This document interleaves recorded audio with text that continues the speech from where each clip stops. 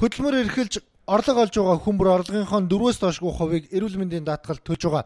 Эргээд 1 жилд 1.8 сая төгрөгийн эмнэлгийн тусламж үйлчилгээг төрөөс үн төлбөргүй авах ёстой. Өнгөц харахад боломжийн зохицуулалт. Гэхдээ бодит байдал дээр эрүүл мэндийн даатгалын үүргээ гүйцэтгэж чаддгүй маа. Итон 7 хоногийн өмнө баг очроо бичүүлж тэгжээж нэг үзүүлдэг шүү дээ бид нар. Яг үзүүлэх гэхлээр өөдөөс загнаал нэ тэрэгэл. Тэгэл өвчтөө үнч яг эмчээ яг ингээл янз бүрийн мэдлэг бас сэтгэл бас их сонир санагдал.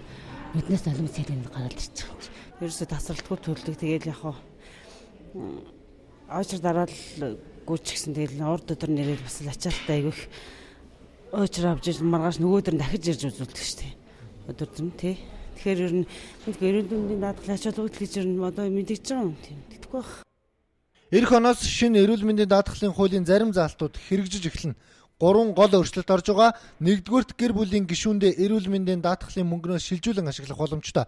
Өөрөөр хэлбэл иргэн 1.8 сая төгрөгөөс илүү эмчилгээ хийлгэх хэрэгтэй болвол гэр бүлийн гишүүний хүсэлтээр 1.8 сая төгрөг хүртэл эмчилгээний зардлыг эрүүл мэндийн даатгалаас нь шилжүүлэн эмчилгээний төлбөртөө ашиглах боломжтой маа.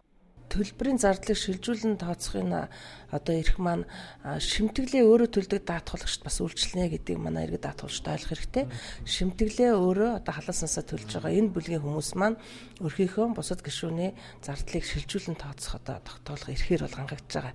Гэхдээ жилдээ 1 удаа гэж байгаа. Иргэн та хороо дүүргийнхаа харьяаллаар заавал эмнэлэгт үзүүлэх шаардлагатай болдог. Гэтэл хороо дүүргийн эмнэлэгч нь хүртээмж муутай үйлчлэгээ муутай байвал та хүссэн газартаа үйлчлэгээ сайтай эмнэлэгт очоод эмчилгээг хийлгэх боломжтой. Эрүүл мэндийн даатгалаа ашиглаад. Энэ бол хүртээмжтэй болж байгаа нэг шинж юм а.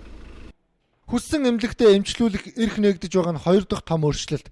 Өмнө нь эрүүл мэндийн даатгал зөвхөн харьяаллын эмнэлэгт хандахыг иргэдэд тулгадаг байсан.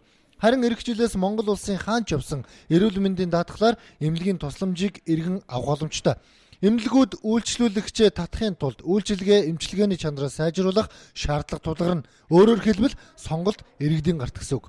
Тухайн эмнэлэгт даатгуулагч олон даатгуулагч очиод үйлчлэгээ аваад байвал эрүүл мэндийн даатгалын сангаас төлөх төлбөрийн хэмжээ нэмэгдэнэ. Тэгэхээр тухайн эмнэлэг маань одоо санхүүгийн хөөсөр нь бол сайжирч эхлэн тийм ээ. Тэр энэ утгаараа одоо даатгуулагч очихгүй эмнэлэг очиж байгаа эмнэлэг хоёрын хооронд бол ялгаа гарч ирнэ. 3 дахь гол өөрчлөлт эрүүл мэндийн даатгалаар хувийн эмнэлэгт эмчлүүлэх хаалга нэгдэнэ. Хувийн эмнэлгийн төлбөрийг төлөх чадамжгүй иргэд бүтэн сарын дараа эмнэлэгт үзүүлэх очир аваад хүлээдэг. Тэгвэл эх жилээс улсын эмнэлгийн энэ ачааллыг хувийн эмнэлгүүд хуваалцсан. Одоогоор гэрээтэй ажилладаг 200 гаруй хувийн эмнэлэг үйл ажиллагаа явуулж байгаа гэдгийг эрүүл мэндийн даатгалын газраас хэлж байна.